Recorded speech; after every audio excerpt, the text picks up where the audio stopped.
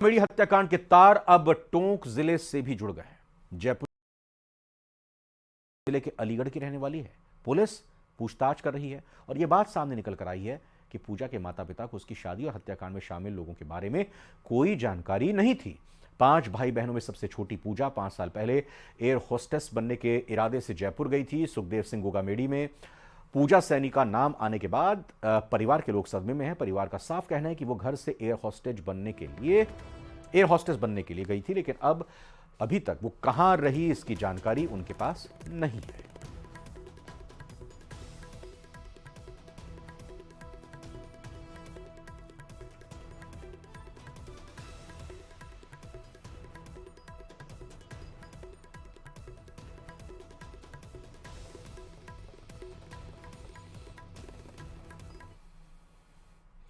जोधपुर में ओम प्रकाश सोनी नाम के एक सोना कारोबारी को जान से मारने की धमकी मिली है। व्हाट्सएप पर मिली धमकी में व्यापारी को कहा गया है कि जीना है तो 5 लाख रुपए देने की बात कही गई है। जिस व्हाट्सएप नंबर से मैसेज किया गया उसे कनाडा का बताया जा रहा है, जिस पर लॉरेंस बिश्नोई की फोटो लगी हुई है। धमकी मिलने के बाद व्यापारी ने सदर बाजार थाने में इस बाबत एफआईआर दर्ज कराई है। साथ ही पुलिस से सुरक्षा देने की गुहार लगाई है। फिलहाल पुलिस ने मामला दर्ज कर इस बात की जांच शुरू की है कि वास्तव में धमकी देने वाला लॉरेंस बिश्नोई की ग्रुप का सदस्य है या किसी बदमाश ने लॉरेंस की डीपी लगाकर सॉफ्टवेयर के जरिए कनाडा के नंबर जनरेट कर व्हाट्सएप कॉल कर लिया। मैसेज आए मेरे पास व्हाट्सएप और उसमें लिखा हुआ है फिरौती की मांग का। बोले आप मुझे जान से मार देंगे, आपका मर्डर कर देंगे, आप हमारे को फिरौती 5 लाख रुपये हमें दे दीजिए, ठीक है। और आप मेरा कॉल उठाइए, रिसीव कीजिए। बार बार व्हाट्सएप कॉलिंग आ रही है और अगला टारगेट आपको जयपुर के बाद इस तरीके से धमकियाँ आ रही हैं मेरे पास बहुत 5 लाख रुपये की। और लॉरेंस बिश्नोई के नाम से ये उसकी डीपी लगा के इस तरीके से वो काम हुआ है। बिल्कुल पुलिस ने एफआईआर दर्ज करवा दी है मैंने। संसद भवन की सुरक्षा में 22 साल बाद एक बार फिर से बड़ी चूक हुई। आज जब सदन की कार्यवाही चल रही थी तभी 2 युवक दर्शक दीर्घा से चैंबर में कूद पड़े। इन दोनों युवकों ने बेंच पर चढ़कर आगे बढ़ने की कोशिश की, लेकिन सांसदों ने उन्हें पकड़ लिया। हनुमान बेनीवाल ने हिम्मत दिखाते हुए एक युवक को धर दबोचा। हालांकि नई संसद में इतनी बड़ी चूक आखिर कैसे हो गई, कैसे युवक यहां तक पहुंच गया, इस रिपोर्ट में देखिए।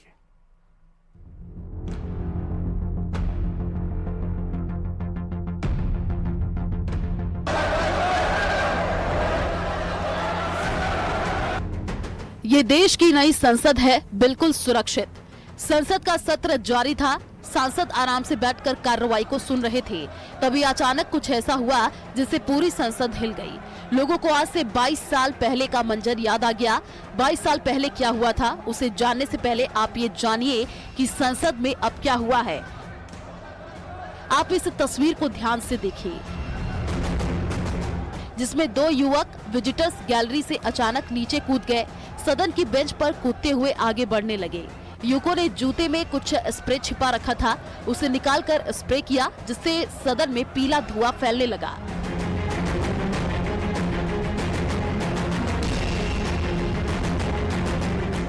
लेकिन सदन में मौजूद सांसदों ने भी हिम्मत दिखाई। वो घबराए नहीं बल्कि युवकों को पकड़ लिया। तस्वीरों में आपको राजस्थान के नागौर से सांसद हनुमान बेनीवाल भी दिखाई दे रहे होंगे। बेनीवाल युवक को पकड़ने के लिए सबसे पहले आगे गए। तस्वीरों में आप हनुमान बेनीवाल युवक की तरफ बढ़ता हुआ दिखाई दे रहा है। वहीं हनुमान बेनीवाल को देखकर युवक इधर उधर भागने का प्रयास भी कर रहा है, लेकिन अंत में युवकों को पकड़ लिया गया। 2 लोग कूदे उसके ऊपर दर्शक दीर्घा को पकड़ के नीचे, और फिर उन्होंने आगे अध्यक्ष की जो चेयर है उस तक आने का प्रयास किया।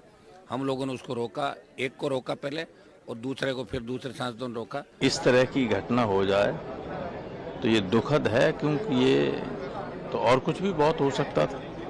पहले ऐसा होता था कि ऊपर गैलरी में भी रो में सिविल ड्रेस में सिक्योरिटी के लोग रहते थे। अगर कोई हिलने की कोशिश करता था वहीं पकड़ लेता। अब कोई अपॉइंटमेंट ही नहीं हो रहा है नए की पिटाई भी की गई। इसके बाद उन्हें सुरक्षा कर्मियों को सौंप दिया गया। इस दौरान पूरे सदन में अफरा तफरी मच गई। स्पीकर ने सदन की कार्रवाई स्थगित कर दी।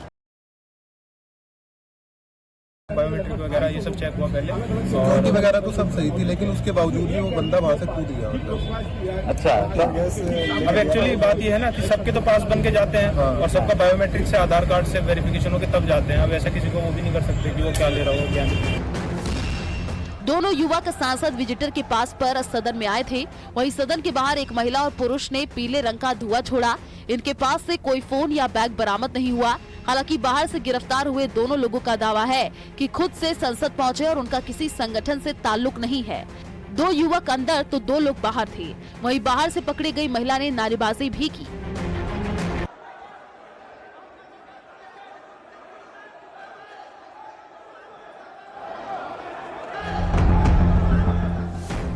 अब आप सोच रहे होंगे कि संसद की इस घटना को 22 साल पहले की घटना से कैसे जोड़ा जा रहा है। तो आपको बता दें कि 13 दिसंबर 2001 को 5 आतंकियों ने संसद पर हमला कर दिया था। आतंकियों के पास AK-47 और हैंड ग्रेनेड थे, जबकि सिक्योरिटी गार्ड निहत्थे थे। इस आतंकी हमले में 5 आतंकियों समेत 9 लोगों की मौत हो गई थी, जिसके बाद से एक बार फिर इस घटना को बड़ी सुरक्षा चूक माना जा रहा है।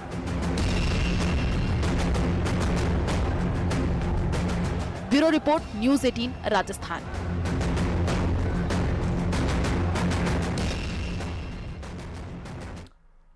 राजस्थान रोडवेज कर्मचारियों की मुश्किलें कम होने का नाम नहीं ले रही हैं। एक बार फिर से रोडवेज कर्मचारियों की सैलरी और पेंशन 2 महीने की बकाया हो चुकी है। दूसरी तरफ रोडवेज विभाग रोडवेज मुख्यालय पर लाखों रुपए खर्च कर रहा है। रोडवेज कर्मचारियों को कब मिलेगा वेतन और मुख्यालय पर खर्च किया गया ये जो पैसा है, इसकी पूरी कहानी क्या है, इस रिपोर्ट में देखते हैं।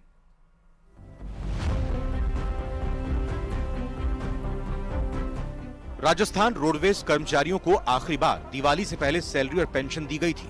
अब एक बार फिर से इंतजार लंबा हो गया है। 2 महीने से ज्यादा का समय बीत गया है, लेकिन ना तो पेंशन मिली है और ना ही सैलरी। विभाग को सैलरी देने के लिए फिलहाल 95 करोड़ रुपए की दरकार है। विभाग का कहना है कि अगले 2 से 3 दिनों में सभी बकाया क्लियर करने की पूरी कोशिश है।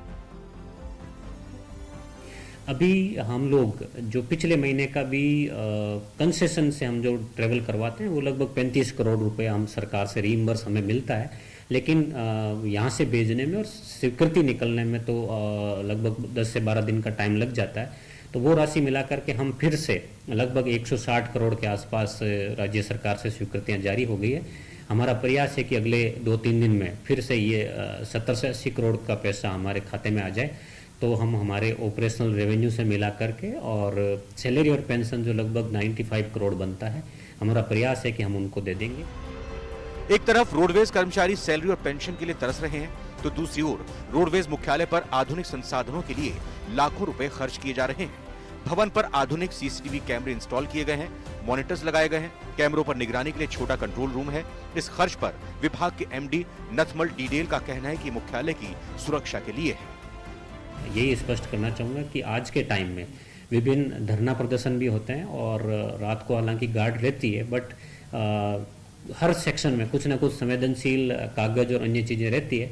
तो हमारा प्रयास है कि हर गली और हर जगह को हम कवर करें मुख्यालय को, ताकि सुरक्षा की दृष्टि से ये कैंपस जो है वो संवेदनशील बना रहे और किसी भी प्रकार की अपरिहार्य घटना नहीं। किसी भी अनहोनी से बचने के लिए कैमरों की निगरानी का होना जरूरी है, लेकिन कर्मचारियों का फंड रिलीज होना भी उतना ही जरूरी है, क्योंकि समय पर वेतन और पेंशन का भुगतान न होने पर रोडवेज कर्मचारियों और पेंशनर्स को आर्थिक तंगी झेलनी पड़ रही है। बहरहाल MD ने कुछ दिनों में बकाया बहाल करने की बात कही है। ऐसे में अब रोडवेज कर्मचारी इस उम्मीद में हैं कि विभाग कितने दिनों में अपना वायदा पूरा करता है। न्यूज़ 18 राजस्थान के लिए मोहम्मद आसिफ की रिपोर्ट।